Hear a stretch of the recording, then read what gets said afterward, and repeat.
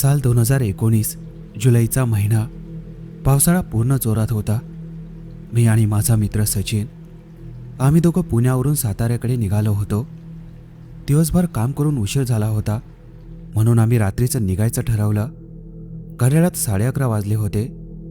रस्ता सुरुवातीला अगदी मोकळा होता. शहराच्या लाईट्स मागे पडत होत्या आणि हळूहळू अंधार वाढत होता.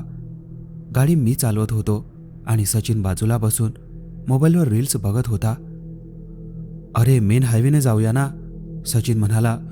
मी थोडं हसत म्हणालो, नाही रे, आंबेघाटचा शॉर्टकट घेऊ, 1 तास वाचेल.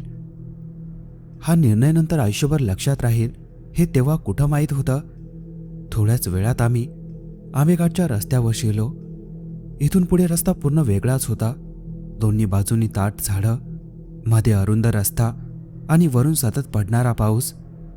वाऱ्यामुळे झाडांच्या फांद्या हलत होत्या आणि त्या आवाजात काहीतरी विचित्र होतं, जसं कोणीतरी कुजबुजत आहे. गाडीच्या हेडलाईटच्या पलीकडे काहीच दिसत नव्हतं. धुकं इतकं दाट होतं की पुढे 10-15 मीटरचंच दिसत होतं. थोडं क्रिपी वाटतंय रे, सचिन म्हणाला. मी काही उत्तर दिलं नाही, कारण मला पण तसंच वाटत होतं. अचानक गाडीच्या समोर अगदी काही फुटांवर एक आकृती दिसली. मी जोरात ब्रेक मारला. गाडी आवाज करत थांबली. समोर एक म्हातारी बाई उभी होती, पांढऱ्या साडीमध्ये, पूर्ण भिजलेली, तिचे केस चेहऱ्यावर चिटकलेले, आणि ती आमच्याकडे सरळ न हलता बघत होती. माझं हृदय जोरात धडधडायला लागलं. अरे काय झालं, सचिनने विचारलं. मी थरथरत्या हाताने पुढे दाखवलं. ती बघ. सचिनने पुढे बघितलं. काही सेकंद शांत राहिला आणि मग तो म्हणाला, कुठे आहे? काहीच नाही पुढे. मी चकित झालो. मी पुन्हा बघितलं आणि त्या क्षणी ती बाई गायब झाली होती. ना आवाज, ना हालचाल, काहीच नाही. जणू ती कधी होतीच नाही. माझ्या अंगावर काटा आला. चल इथून निघूया, मी घाईत म्हणालो. गाडी पुन्हा सुरू केली, पण आता रस्ता तसाच नव्हता. आता प्रत्येक सावली, प्रत्येक झाड काहीतरी वेगळं सांगत होतं आणि खरी भीती आता सुरू होणार होती. गाडी पुन्हा रस्त्यावर निघाली, पण आता सगळंच बदललं होतं. काही मिनिटांपूर्वी जो रस्ता फक्त अंधारलेला वाटत होता, तो आता जणू जिवंत झाला होता. प्रत्येक वळणावर असं वाटत होतं की काहीतरी आपल्याकडे पाहतंय.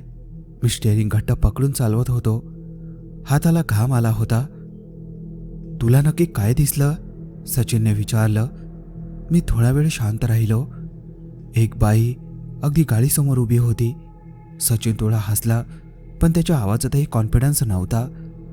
भास असेल रे, रात्री असं होतं. मी काही उत्तर दिलं नाही, कारण मला आतून जाणवत होतं तो भास नव्हता. अचानक गाडीचा रेडिओ आपोआप चालू झाला. दोघांनी दचकून एकमेकांकडे पाहिलं. मी स्पष्टपणे आठवत होतो, मी रेडिओ बंद ठेवला होता. स्पीकरमधून एक जुनं मराठी गाणं वाजायला लागलं, पण आवाज तुटका, विकृत होता, जसं कॅसेट अडकते तसं. तुझी सिस्टीम खराब आहे का, सचिनने विचारलं. मी डोकं हलवलं. नाही, मी तर चालूच केलं नाही.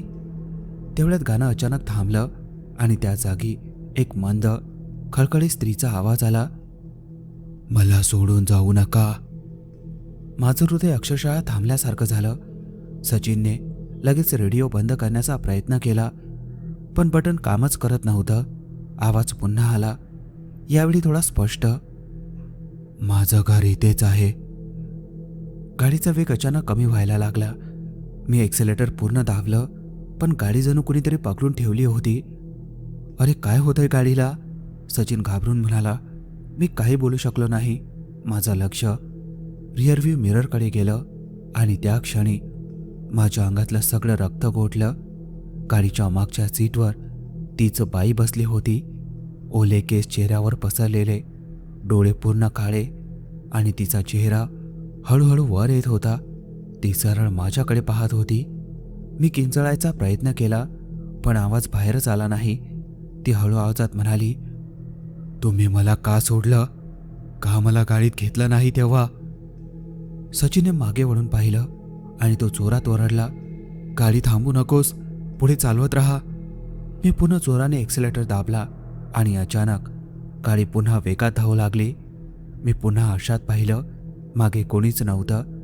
जणू ती कधी आलीच नव्हती. पण आता एक गोष्ट स्पष्ट होती, आपण या रस्त्यावर एकटे नव्हतो. गाडी आता वेगाने धावत होती, पण माझं मन पूर्णपणे सुन्न झालं होतं. सचिनही शांत झाला होता.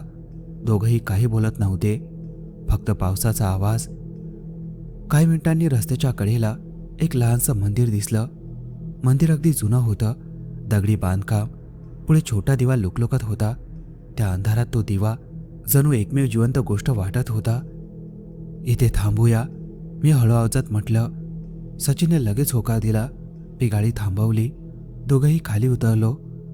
पाय जमिनीवर पडताच जाणवलं, वातावरण इथे वेगळंच आहे. जरा उबदार पण विचित्र शांत. मंदिरात आत गेलो. आत एक वृद्ध पुजारी बसले होते. त्यांनी आमच्याकडे पाहिलं आणि काही सेकंद काहीच बोलले नाहीत. मग शांत आवाजात विचारलं, तुम्ही त्या बाईला पाहिलं का? माझ्या अंगावर पुन्हा काटा आला. सचिनने माझ्याकडे पाहिलं. मी हळू आवाजात म्हणालो, हो. पुजारी डोळे बंद करून काहीतरी पुटपुटले. ती अजूनही इथेच आहे? मी घाबरत विचारलं. कोण आहे ती? पुजारी हळूहळू बोलू लागले. काही वर्षापूर्वी या घाटात एक अपघात झाला होता. रात्री पावसात गाडी घसरली आणि एक बाई तिथेच मेली. पण तिचं शरीर सापडलं नाही. माझं हृदय पुन्हा जोरात धडधडायला लागलं. मग? सचिन म्हणाला. पुजारी आमच्याकडे सरळ पाहत म्हणाला, तेव्हापासून ती इथे गाड्या थांबवते आणि लोकांना सोबत घेऊन जाते. माझ्या पायाखालची जमीन हलल्यासारखी वाटली. कुठे घेऊन जाते? मी थरथरत विचारलं. पुजारी हळू आवाजात म्हणाले, जिथे ती अडकली आहे. मंदिराच्या बाहेर वारा जोरात सुटला आणि दिवा अचानक हलू लागला. त्या क्षणी मला जाणवलं, आपण खूप मोठ्या गोष्टीत अडकलो आहोत. मंदिरातलं वातावरण अजूनही जड झालं होतं. पुजाऱ्यांनी आम्हाला बाहेर येण्याचा इशारा केला.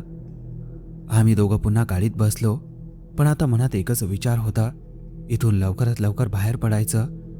गाडी सुरू करताना माझे हात थरथरत होते.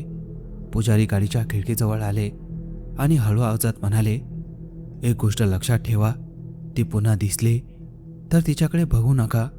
मी मान हलवली. गाडी पुढे निघाली.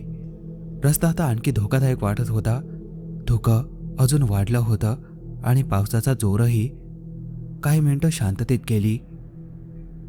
अचानक हेडलाईटच्या प्रकाशात पुन्हा तीच आकृती दिसली. यावेळी ती अगदी रस्त्याच्या मधोमध उभी होती. ती हलत नव्हती. ती आमच्याकडेच बघत होती. माझ्या छातीत धडधड वाढली. डोळे खाली ठेव, सचिन ओरडला. मी लगेच नजर खाली केली आणि गाडी सरळ चालवत राहिलो.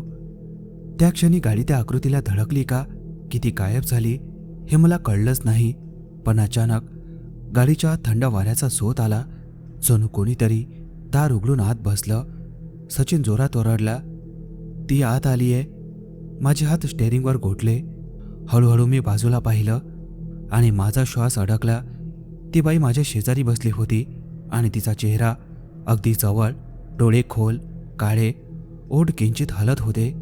ती माझ्याकडे बघत हळू आवाजात म्हणाली, तू मला पाहिलंस? माझं पूर्ण शरीर सुन्न झालं. मी गाडीवरचा कंट्रोल गमावला. गाडी जोरात डावीकडे वळली आणि पुढच्या क्षणी सगळं काळं पडलं. डोळे उघडले तेव्हा मी हॉस्पिटलमध्ये होतो. छताकडे पाहत काही सेकंद मला काहीच कळलं नाही. हळूहळू सगळं आठवायला लागलं. रस्ता, ती बाई, अपघात. मी अचानक उठण्याचा प्रयत्न केला. सचिन कुठे आहे? मी घाबरून विचारलं. डॉक्टरांनी मला परत झोपवलं. त्यांच्या चेहऱ्यावर एक विचित्र शांतता होती. तुला शांत राहावं लागेल, ते म्हणाले. माझा मित्र सचिन, तो कुठं आहे? मी जोरात विचारलं. डॉक्टर काही सेकंद गप्प राहिले. मग हळू आवाजात म्हणाले, तो वाचला नाही. माझ्या डोळ्यांसमोर अंधार पसरला. कसं शक्य आहे? तो माझ्यासोबत होता. आपण दोघं होतो, मी तळफळत म्हणालो. तेवढ्यात एक पोलीस अधिकारी आत आला. त्याने फाईल उघडली आणि म्हणाला, अपघाताच्या वेळी गाडीत तू एकटाच होतास? मी थिजलो. नाही, तो होता. आम्ही दोघं होतो, मी ओरडलो. पण कोणीही विश्वास ठेवत नव्हतं. पोलीस म्हणाले, त्या रस्त्यावर अशा घटना आधीही झाल्या आहेत. लोकांना कोणीतरी सोबत असल्याचं वाटतं, पण शेवटी ते एकटेच सापडतात. माझ्या अंगावर काटा आला. काही दिवसांनी मला डिस्चार्ज मिळाला, पण एक गोष्ट बदलली होती. मी आता कधीच आधीसारखा नव्हतो. काही आठवड्यांनी मी पुन्हा त्या आंबेघाटच्या रस्त्याजवळून जात होतो. दिवसाचा वेळ होता, सगळं नॉर्मल वाटत होतं. पण अचानक रस्त्याच्या कडेला मला ती दिसली. तीच बाई, पांढरी साडी, ओले केस. ती हळूहळू माझ्याकडे वळली आणि हलक्या आवाजात म्हणाली, "तू अजूनही इथेच आहेस?" त्या क्षणी मला एक गोष्ट समजली. त्या रात्री मी वाचलोच नव्हतो. मी फक्त तिच्यासोबत अडकून पडलो होतो.